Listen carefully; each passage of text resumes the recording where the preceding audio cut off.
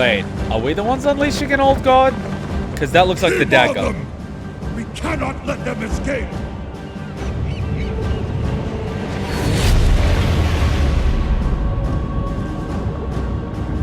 My queen, they have arrived.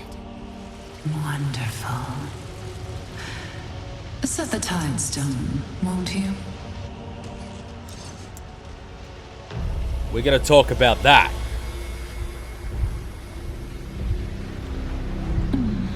Feeling anxious, are we? How frustrating it must be for you.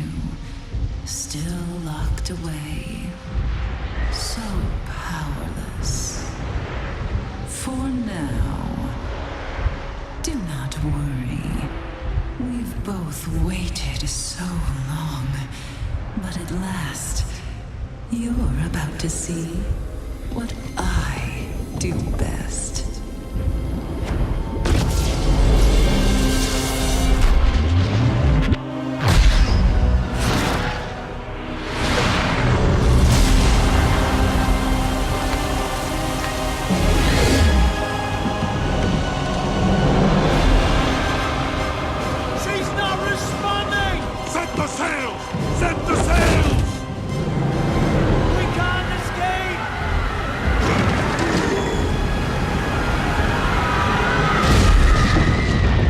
Good old Pirates of the Caribbean.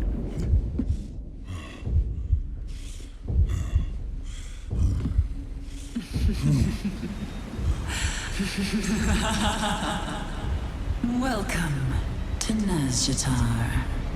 I've been waiting for you. You see, when they do it like that, the fall doesn't seem so big. Like, initially it looks huge, and then when they zoom out, it's like, oh, it's about 2 ships high. Well, you know, you might break most of your bones, but you'll be alright. Now, back to that Tidestone. So we just left it there. We just left it there.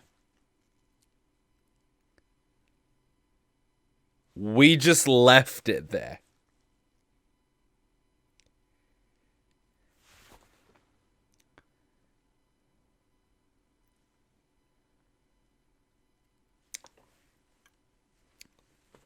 And I love how he was holding that priest dagger.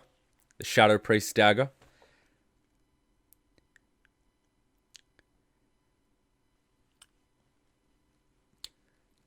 That's going to be interesting. I'm curious to see where this goes. Alright. So let's go and watch the second cinematic now. Which is probably like, I believe 2 days of grinding to unlock, which I haven't done, but we will, and I will live stream all the quests. Let's watch the second one.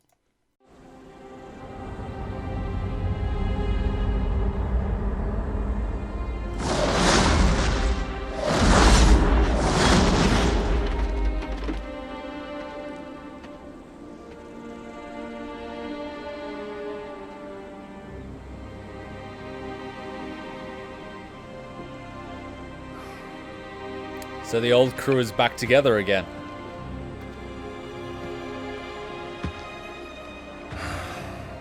Thank you. Bane would have died without your aid. I couldn't let that happen. Nor could I.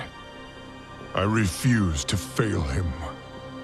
Like I failed his father.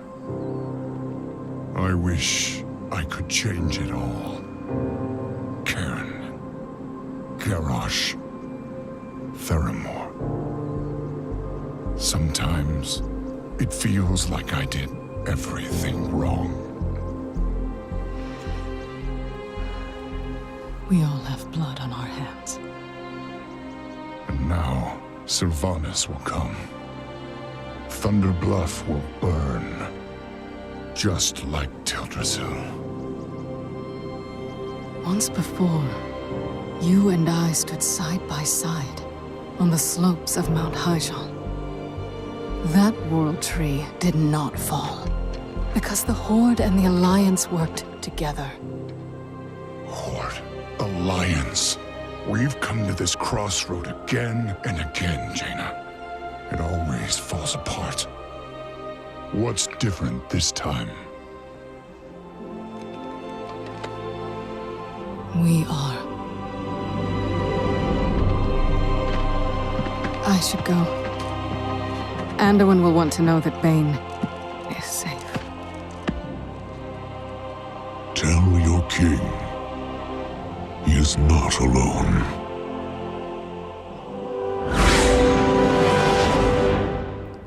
That is a beautiful cinematic. However, Thrall... Garrosh himself told Thrall not to make him war chief. Garrosh was a great military commander that commanded the respect of his men, and when handed down an objective or a plan or an order, he would execute it like a good soldier. But he was a bad decision maker outside of a war context. He was definitely not a fucking politician, and he was definitely not a fucking diplomat. Alright, let's forget about that.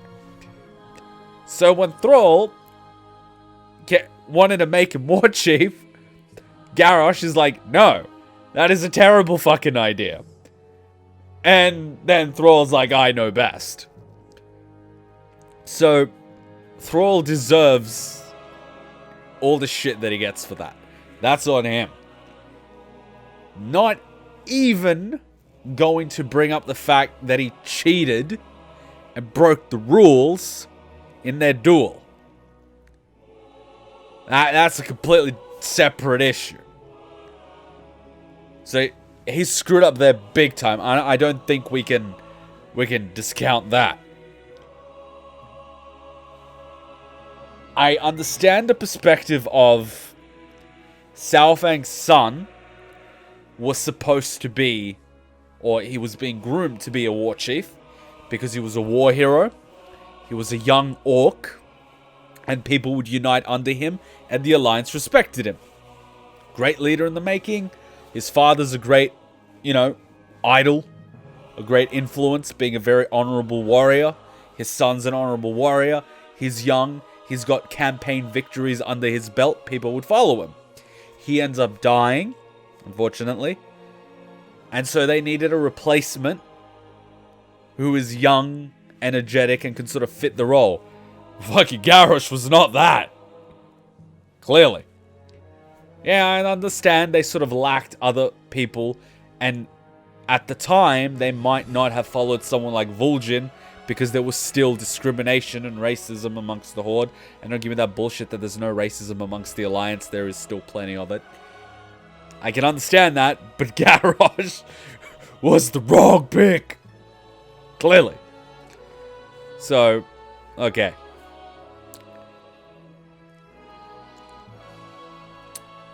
Sylvanas is not Garrosh 2.0. She is clearly Stalin. If Garrosh is Hitler, Sylvanas is Stalin.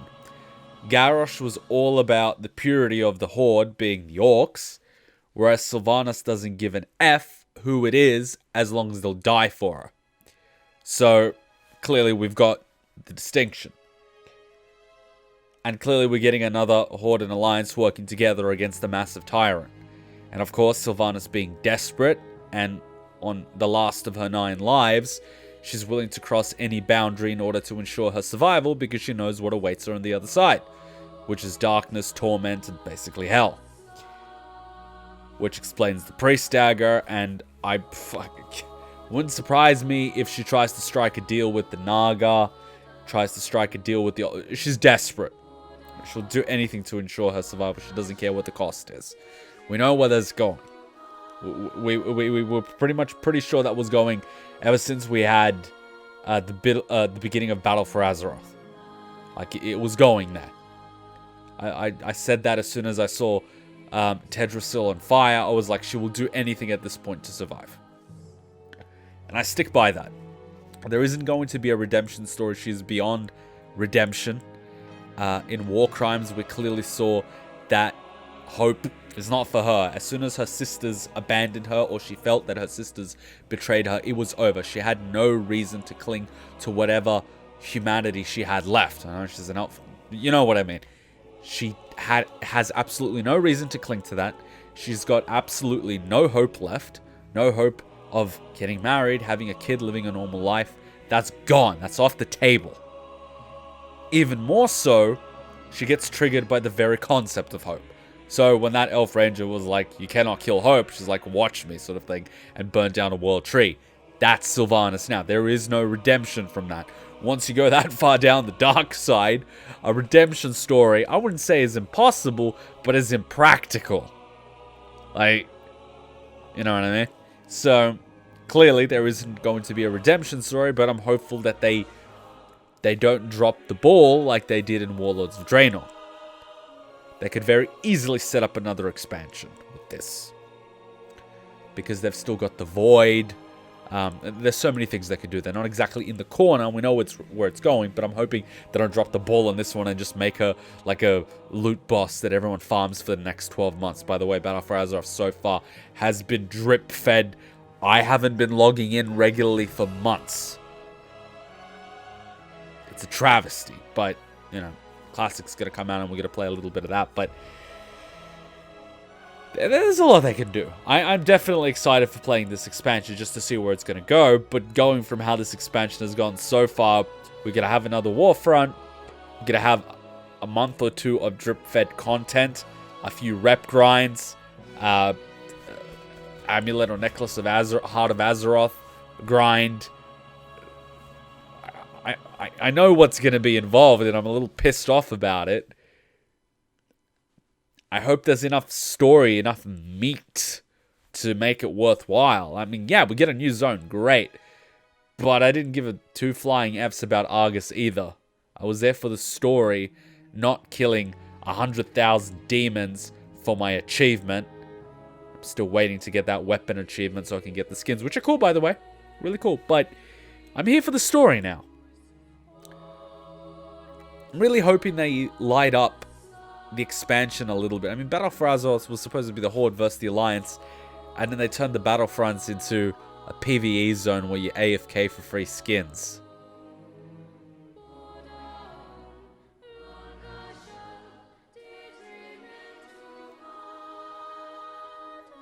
So, you know, I hope to God they handle Classic properly and, you know, phase the servers in such a way that they have one server that holds multiple servers worth, well, a single virtual server with multiple hardware servers, you know, housing all the players, so that even if a lot of people stop playing in a month or two, which is going to happen, there's enough people on the realm out in the wild, you know, to have some world PvP and to have some interaction, because the last thing that I can really stomach at this point is going into vanilla or classics and it being a ghost town. That would just kill it for me.